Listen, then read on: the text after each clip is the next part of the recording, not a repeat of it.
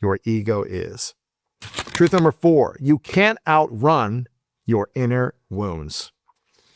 You can outwork your competition, but you cannot outwork your pain. You can hustle your way to success, but you cannot outwork trauma, your fears, or your unhealed parts. What you don't heal will eventually surface. It does for all of us. It'll surface in your relationships, in your habits, in your confidence, in your emotional reactions, in the way you love people, in the way you lead people. Most people don't self-sabotage because they're weak. They self-sabotage because they're wounded. And there's a difference between weak and wounded.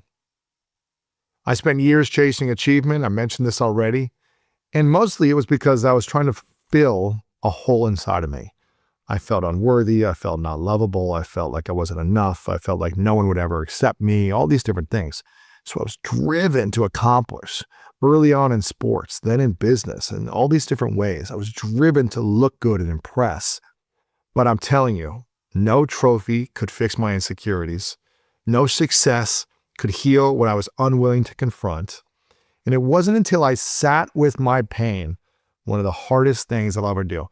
No football practice, no boot camp, no training session was ever harder than sitting with my pain. That childhood identity of wounds and different things that I was just kind of messy, the identity, the emotional patterns that I was avoiding, the real transformation began when I sat with my pain and faced the parts of me that I was most insecure about, most afraid of. And this may sound like a little weak.